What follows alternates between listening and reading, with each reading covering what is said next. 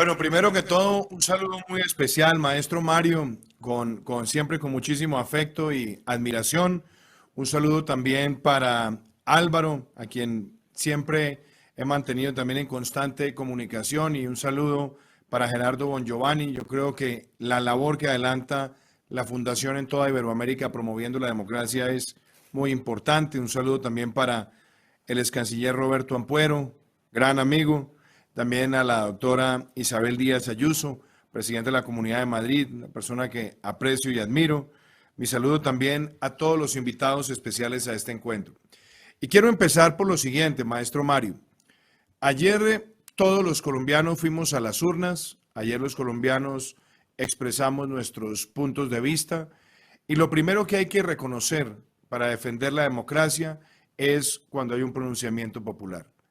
Y claramente ayer los colombianos eligieron un nuevo presidente, el senador Gustavo Petro, y lo que le dije a los colombianos ayer tan pronto hablé con él, todo el respaldo de nuestro para garantizar una transición transparente, eficaz, que sea una transición armónica y pacífica por el bien de Colombia.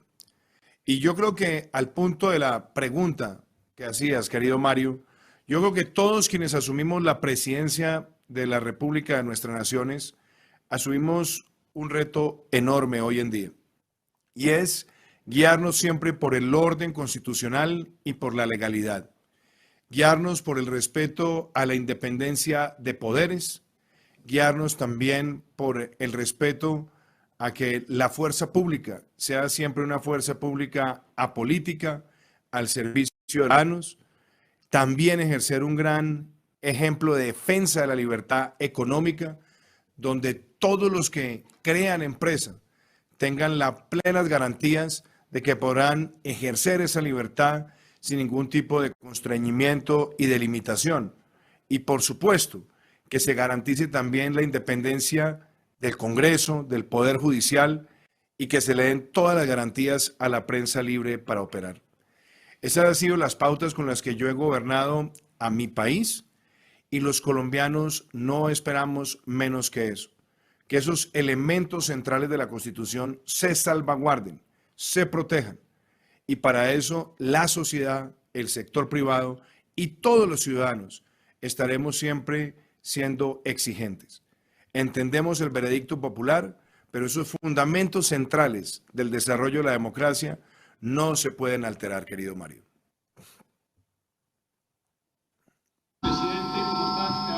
Te habla Álvaro Vargas Llosa. Quiero empezar por felicitarte, presidente. Nos conocimos, por lo menos 3 de los que estamos en esta mesa, tuvimos la ocasión de conocerte en plena campaña electoral hace ya 4 lejanísimos años. Recuerdo que aquella primera conversación versó casi tanto sobre literatura como sobre política. Es una dimensión de la personalidad y de los antecedentes del presidente Duque que no todo el mundo conoce, y que fue una conversación que de cierta forma inició una amistad y un diálogo que ha recorrido los últimos 4 años de tu gobierno, y de la que nosotros nos sentimos en la Fundación Internacional para la Libertad enormemente orgullosos y agradecidos. Quiero felicitarte no solamente por haber presidido un proceso electoral impecable, sino también por haber gobernado de manera impecable dentro de la legalidad, con el mayor respeto por las instituciones de tu país y además dando continuidad a esa gran tradición colombiana que es la tradición del amor a la libertad y del amor a la legalidad. Son cosas por las que uno no debería normalmente tener que felicitar a un presidente. Forman parte de su obligación, desde luego constitucional y también moral y política, pero en el mundo de América Latina, donde esta ha sido más bien la excepción, que hayas conducido tu gobierno con apego a esos principios y valores es algo digno de resaltar, y por eso quería empezar este diálogo felicitándote de una manera muy calurosa. Esto no ha sido lo suficientemente reconocido a lo largo de América Latina y fuera de América Latina, y creo que todos a quienes nos consta que has gobernado de esa forma, nos corresponde hacerlo saber. Así que felicitaciones por todo ello. Sí. Yo me sumo absolutamente a estas felicitaciones.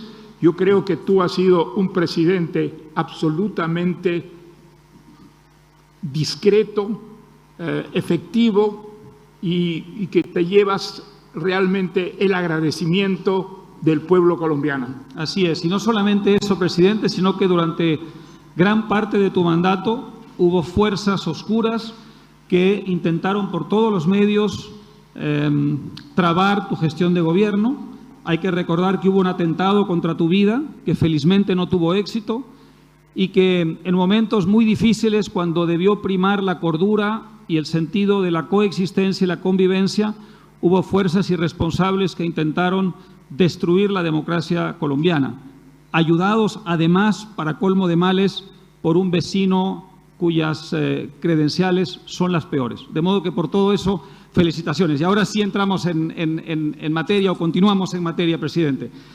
Lo que quisiera es que la gente que nos está escuchando conozca un poco mejor aquellas cosas de las que te sientes más orgulloso. Hay cosas importantes que se han hecho en Colombia en estos últimos 4 años. No te voy a pedir, lógicamente, tomaría muchísimo tiempo un recuento exhaustivo de los logros de tu gestión, pero sí esas 2 o 3 cosas que tú quisieras que se conozcan fuera de Colombia y que tienen que ver con lo más importante de tu gestión de los últimos 4 años, aquello que más te gustaría resaltar.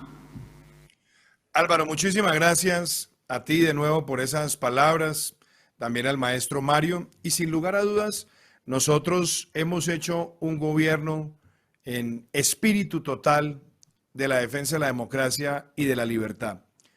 Ustedes recordarán que hace 4 años hablamos de 3 pilares: legalidad, emprendimiento y equidad. 3 palabras que al juntarse generan un círculo virtuoso en favor de nuestros pueblos. Entonces, cuando a mí me preguntan cuáles son las adversidades que hemos tenido que enfrentar, y nos damos cuenta que de 48 meses de gobierno, estaremos 30 meses enfrentando una pandemia, un virus respiratorio oculto que irrumpió en nuestras vidas, que hemos tenido que enfrentar la mayor crisis migratoria que haya recibido un país de América Latina y el Caribe, que hayamos tenido por primera vez en nuestra historia un huracán categoría 5 que arrasó con nuestro territorio insular, que hayamos tenido que enfrentar los coletazos de la pandemia sociales y económicos. Y en virtud de esos elementos, poder decirles hoy a ustedes que ni siquiera esas adversidades nos alejaron de los principales objetivos del gobierno, para nosotros es muy diciente. Entonces, cuando a mí me preguntan en materia de legalidad, ¿qué deja Colombia hoy? Colombia fue agobiada por el secuestro durante muchísimas décadas y estamos dejando a Colombia con la menor tasa de secuestros desde que se llevan indicadores de semejante crimen, prácticamente llevándolo cada vez más a la extinción de ese delito. En segundo lugar, en materia de legalidad, el delito que más afecta a las sociedades es el homicidio. Y cuando nosotros miramos el promedio de nuestros años de gobierno proyectados el próximo 7 de agosto, nosotros vamos a tener una tasa de homicidios promedio en Colombia del 25.2 por cada 100.000 habitantes, lo que nos deja con la menor tasa de homicidios prácticamente en 40 años, en un cuatrenio. Y en materia de emprendimiento, recibimos una Colombia con apenas 28 incipientes megavatios de capacidad instalada de energías renovables no convencionales. Y esperamos dejar entre proyectos instalados y por instalación más de 2.800 megavatios que para el mes de diciembre estarán funcionando en la red eléctrica nacional. Y más de 4.500 que se desarrollarán en los próximos 2 años. Una revolución de las energías renovables. A eso también hay que agregarle que lanzamos una política de vivienda, donde hemos logrado las mayores ventas de vivienda en la historia de Colombia, pero principalmente las mayores ventas de vivienda de interés social, donde el 70% de los beneficiarios ganan menos de 2 salarios mínimos.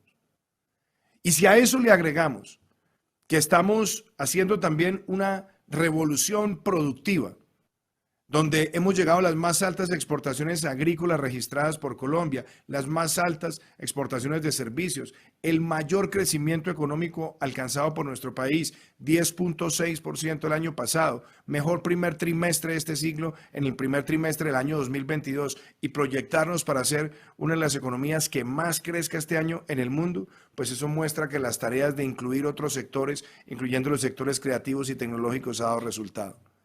Pero la equidad, y en esto quiero cerrar esta pregunta, la equidad.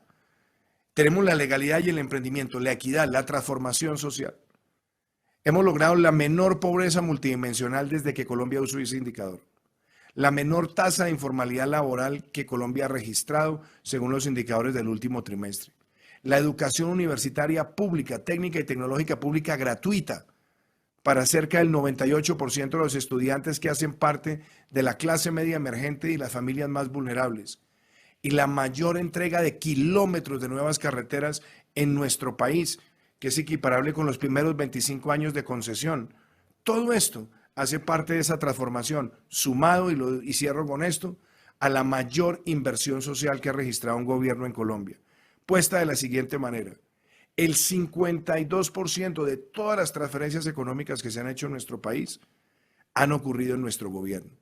Entonces, estos son solamente algunos logros, apreciado Álvaro, apreciado Mario, pero se han logrado en democracia, respetando los poderes, siendo respetuosos de las decisiones de la justicia, manteniendo esa responsabilidad de tener unas fuerzas militares y de policía no contaminadas ideológicamente y al servicio de nuestra carta política. Estos son resultados y se los dejaré a los colombianos plasmados en un libro escrito a manera de carta que será publicado en el mes de agosto, donde más allá de los debates de la posverdad, el luchar contra el crimen, de tener que enfrentar la presión también oscura de otras dictaduras del continente, nos hemos mantenido firmes y con un elemento adicional, habiendo acogido a 1.8 millones de migrantes venezolanos en Colombia con el Estatuto de Protección Temporal, donde ya más de 1 millón tiene su tarjeta del Estatuto de Protección en la mano. Esto es lo que deja este gobierno, entre muchísimas otras cosas, pero lo más importante, Álvaro y Mario, y para apreciado Gerardo, en democracia.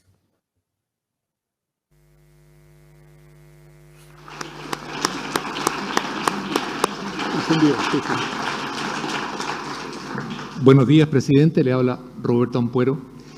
Muy buenos días desde Madrid. Hemos tenido, desde luego, otros buenos días, de verdad, muy buenos días, y esto lo digo en referencia con lo que ocurrió anoche en Colombia. Pero quiero unirme a las felicitaciones de Mario y Álvaro con respecto a su gestión gubernamental. Presidente, me interesa lo siguiente. Ayer tuvimos el triunfo de Gustavo Petro. Las encuestas indican que Lula podría ganar el gobierno en Brasil. De ocurrir esto, tendríamos prácticamente en América Latina un mapa donde la inmensa mayoría de los gobiernos pertenecen a políticos de izquierda, algunos muy radicales. La pregunta con respecto a esto es, ¿a qué atribuye usted esto? ¿O se trata simplemente de los péndulos propios de la política y la historia? Y si usted ve algún camino de esperanza en estos momentos difíciles de la región. Esa sería mi pregunta, presidente. Gracias, apreciado Roberto. Mire, yo creo lo siguiente. América Latina ha experimentado cerca de 2 décadas de movimientos pendulares entre la izquierda y la derecha, o entre la izquierda y el centro, o la centro derecha. Eso es innegable. Lula ya fue presidente 8 años. Chile ha tenido también esos fenómenos, Argentina ni hablar, Uruguay lo tuvo. Vimos también cómo Bolivia lo tuvo por muchos años y también regresa. Y lo hemos visto en otros lugares del continente. Entonces yo no quiero minimizar los debates democráticos, pero yo lo dije en la Cumbre de las Américas y lo quiero reiterar hoy. El problema que tiene hoy la democracia de América Latina no es un debate entre izquierda y derecha. Es un debate entre autócratas y demócratas. Ese es el verdadero debate que tenemos en América Latina. Los autócratas son los que utilizan la democracia, llegan al poder y sutilmente la pueden convertir en dictocracia. Y después cuando han logrado poner a su servicio las instituciones, dan ese paso macabro hacia la dictadura. Ese fue el proceso chavista y el proceso madurista en Venezuela, que ha llevado a esos países a una tragedia. Ese ha sido el modelo de Daniel Ortega. Pero también claramente tenemos una región donde está el modelo cubano y donde vemos que a partir de la utilización de una figura que fueron las reelecciones indefinidas, muchos han tratado de hacer esa transición. Y eso ocurre, esos fenómenos ocurren, porque se dan una confluencia de tres factores que yo creo que los ha descrito de manera brillante Moisés Naím en su último libro. Y es cuando vemos esa confluencia de polarización, de populismo y de posverdad. Esos tres elementos están presentes en esos países que han hecho esa transición de la democracia a la dictadura, utilizando la puerta de entrada de la democracia para poder volver la dictocracia. Y es allí donde tenemos siempre que fortalecer las instituciones. Porque por esa vía, ¿qué es lo que ocurre? Por esa vía se empieza a estigmatizar, a perseguir, a destruir al opositor, a destruir la voz discordante, a aniquilar la separación de poderes, intimidar a los demás poderes, doblegar la prensa, someter la academia y adueñarse de las estructuras productivas económicas porque las convierten en serviles de esas autocracias. Y claramente, el otro reto que hay aquí es que se basan en vender soluciones fáciles, en generar movimientos emocionales, en hacerle concebir a la ciudadanía que los cambios ocurren de la noche a la mañana. Y eso tal vez me lleva a la segunda diferencia, no solamente entre autócratas y demócratas, sino entre demagogos y pedagogos. Porque el demagogo vende pan para hoy, pero incuba hambre para mañana. Genera movimientos emocionales sin tener la capacidad de materializarlo. No respeta los fundamentos de la libertad económica ni las regulaciones del mercado. Pero adicionalmente empieza a ir corroyendo cualquier espacio de debate o de disentimiento. Y en cambio, los pedagogos se concentran en mostrarle a la sociedad soluciones reales, viables, muchas veces impopulares. Porque ese es otro elemento que hay que tener.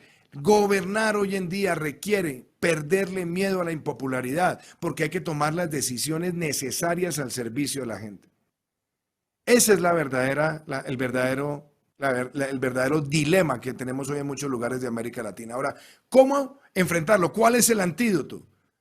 El antídoto es justamente defender a ultranza la separación de poderes y las libertades económicas y dejar claro que a nadie lo eligen presidente para hacer lo que le venga en gana.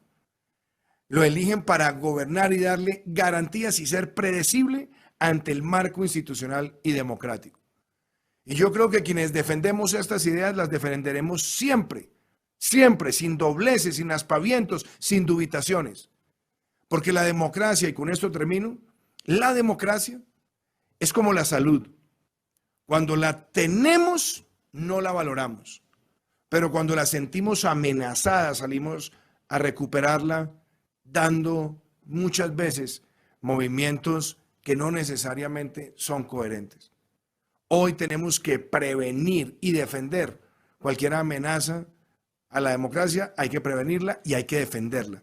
Y defenderla significa que en ese marco de libertades económicas, de separación de poderes, de respeto y no de obligación de la fuerza pública, de tener un periodismo activo y de tener prensa libre, así se defiende la democracia de América Latina. Ese es el debate que tenemos y quienes estamos en esta lucha seguiremos en ella siempre. Cuando ejercemos el poder, pero también cuando estamos fuera de ella. Porque para ser un demócrata no se necesita título alguno, se necesita el compromiso y los bríos de tener coherencia, congruencia y cariño genuino por la democracia. tuviste el enorme coraje y valor de dar protección legal a cientos y cientos de miles de venezolanos que huían del infierno y se instalaron en Colombia en busca de libertad. La primera pregunta sería, ¿qué garantías tienen esos venezolanos de que esa protección legal va a ser respetada en los próximos años? La segunda pregunta es, el expresidente del gobierno español, Felipe González, suele decir que los expresidentes son un poco como ese florero que uno no sabe en qué lugar de la casa colocar. Y eso, por supuesto, es una broma simpática, pero no es verdad. Hay expresidentes muy activos, hay expresidentes que siguen jugando un rol importante como en fin, referentes, como paradigmas de ciertos, sobre todo cuando tienen convicciones y tienen ideas y tienen valores. Y la pregunta sería, ¿qué tipo de expresidente va a ser Iván Duque? ¿Va a ser un expresidente comprometido con esa causa de la libertad de manera muy activa, o un presidente más bien, en fin, reticente, encerrado en otro tipo de actividades y algo distante de la vida política? Bueno, muchísimas gracias, Álvaro. Empecemos por el tema de los venezolanos.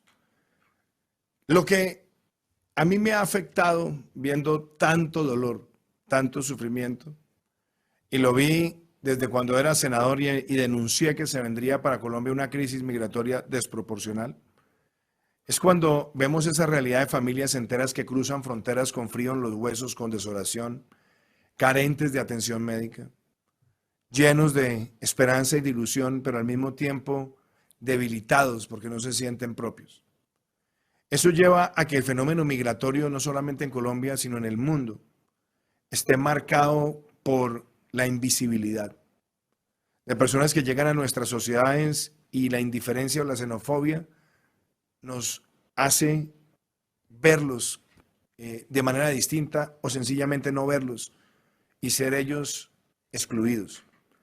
Hoy recuerdo esa columna también del maestro Mario Vargas Llosa, que hacía referencia a Fatoumata Tuuray, un caso de una migrante en territorio español. Lo leí hace muchos años y a mí me impactó.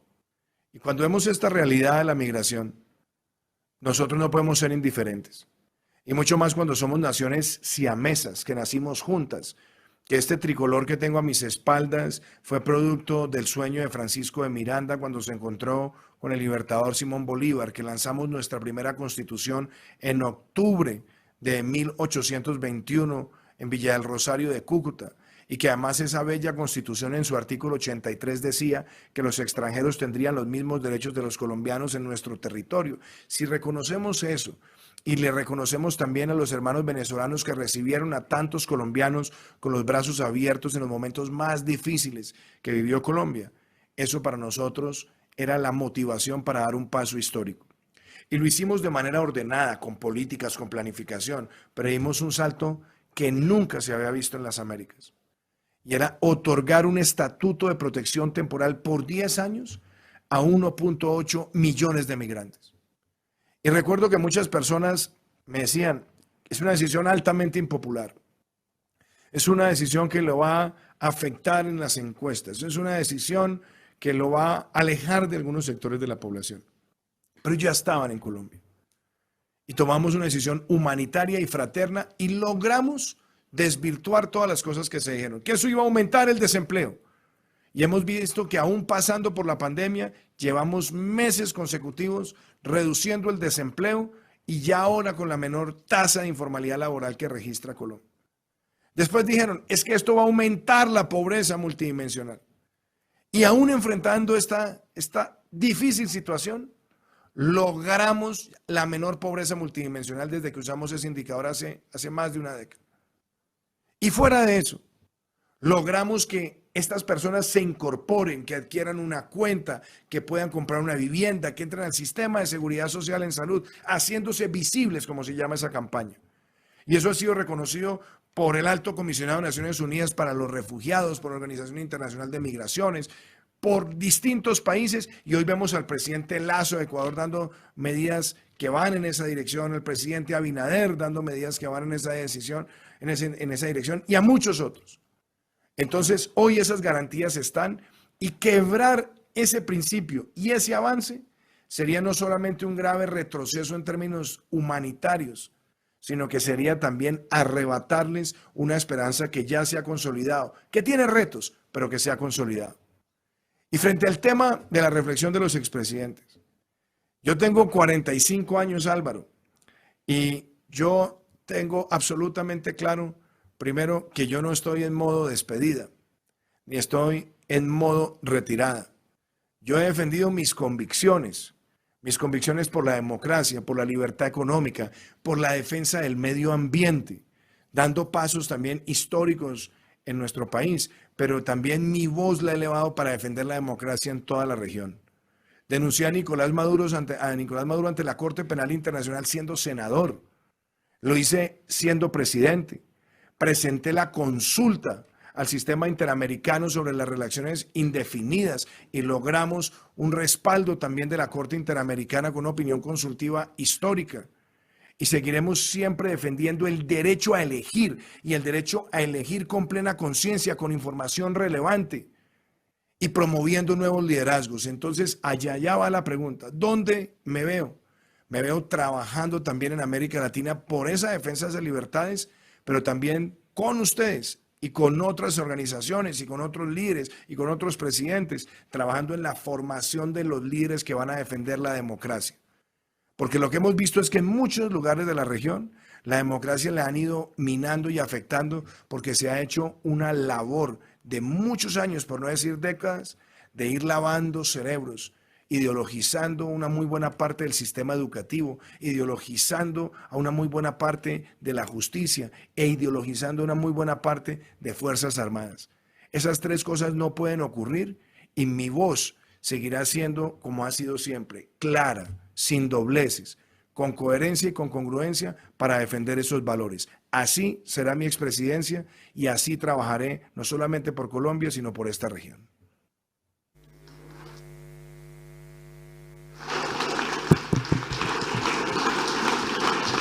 Vamos a dar lugar a una última pregunta a cargo de Roberto Ampuero para cumplir el tiempo pactado y liberarte en lo que seguramente va a ser también otro día álgido. Roberto. Sí, presidente, sabemos que eres un gran lector de historia, también de ficción, pero eres un gran lector de historia. Recuerdo una entrevista con Andrew Roberts, donde manifestaste el orgullo que sientes por la biblioteca en casa, más de 15.000 ejemplares. Atendiendo esto, me gustaría saber, ¿existe algún periodo de la historia de América Latina con el cual tú podrías trazar un paralelo con el periodo actual que estamos viviendo en América Latina? ¿Hay algo que se asemeje a otra etapa de nuestra historia? Yo siempre creo, apreciado Roberto, que quien no conoce la historia está condenado a repetirla. Y claramente América Latina ha pasado por muchísimos momentos de populismos peligrosos. Y la última vez que nosotros vimos esa confluencia de populismos con alta inflación y fuera de eso con decisiones irresponsables en temas macroeconómicos, pero adicionalmente indiferencia frente a fenómenos de seguridad y fenómenos también de demagogia, pues claramente uno podría encontrar que ese periodo difícil, negro, fueron los años 80, donde vimos la crisis de la deuda, donde vimos muchos países tomar decisiones irresponsables para no enfrentar una política monetaria coherente que permitiera contener la inflación, donde nos preocupamos mucho más por proteger unos sectores que estaban acomodados en el esquema comercial y no generar competencia. Eso lo vimos. Ahora, ¿puedo decir a plenitud, hoy hay una semejanza total? No, pero puede llegar a ocurrir. Puede llegar a ocurrir si se pierden varias cosas. Puede llegar a ocurrir si se empieza a tomar decisiones irresponsables en materia macroeconómica. Y es dejar crecer despavoridamente la deuda en un momento de ajuste post-pandemia. Puede ocurrir cuando no se toman las decisiones correctas en materia de política monetaria o en materia de política comercial para contener la inflación. Y se puede dar también cuando se dan procesos de expansión de ciertos gastos que pierden oportunidad productiva, pero adicionalmente que vienen acompañados de una gran retórica, entre comillas, social, cuando lo que están haciendo es patrocinar la expansión de las desigualdades. Entonces, yo creo que esas lecciones de los 80 tienen que estar leídas, tienen que estar analizadas. Y por eso nosotros hemos tenido que enfrentar muchísimas situaciones, pero las hemos hecho manteniendo la prudencia macroeconómica, y la prueba de ello es que esta semana, cuando entregamos el marco fiscal de mediano plazo en Colombia, tendremos este año la mayor reducción del déficit fiscal en un año en 29 años, retomando la senda, aumentando el crecimiento, aumentando el recaudo, apoyando sectores, dando señales de inversión. Entonces, yo creo que hay que tener presente lo que pasó en los 80 para que no se repita. Veo muchos discursos con muy bella retórica, pero sin talante gerencial. Y veo además una gran obsesión por la popularidad antes que por hacerlo responsable. El maestro Mario, que conoce muy bien y es experto en lo que ocurrió en esa década, y que además la enfrentó políticamente, sabe que lo peor que pasó en los años 80 fue cuando ilusionaron al pueblo con justicia social, cuando lo que estaban incubando era el macabro camino de la hiperinflación y el estatismo. Entonces, yo creo que cuando hemos vivido esos momentos, los debemos tener presentes, pero estoy seguro que hoy los pueblos de América Latina no van a dejar conducirse a ese camino. Y si tienen que darse resistencias dentro de la democracia, dentro de las instituciones, dentro del sector privado, para defender lo que se ha construido con esfuerzo, deben darse, pero deben darse en democracia, y así yo estoy seguro que no transitaremos nuevamente ese camino. Es decir, conocemos la historia y no debemos estar condenados a repetirla, pero eso implica que debemos estar absolutamente alerta. Y también, Roberto, quiero decir lo siguiente. Hoy América Latina enfrenta múltiples retos, múltiples, pero hoy hemos visto que los modelos pro empresa, los modelos pro justicia social real, marcada por una economía que crece y que mantiene la fraternidad entre empleadores y empleados y no la quebranta a partir de la promoción de la lucha de clases, son las economías que tienen un gran desempeño, entre ellas Colombia. Así que mi saludo y mi afecto para todos ustedes. Espero verlos en persona muy pronto y tengan la certeza que seguiremos trabajando intensamente hasta el 7 de agosto de este año, cuando cumpliremos nuestra gestión de gobierno, donde entregaremos todo nuestro balance, pero también tengan la certeza de que aquí seguiremos en la lucha por la democracia por siempre. Y quiero agradecerle a la Fundación, apreciado Gerardo, Mario y Álvaro. Ustedes han sido promotores de esta defensa democrática y contarán conmigo, con un soldado. Muchísimas gracias.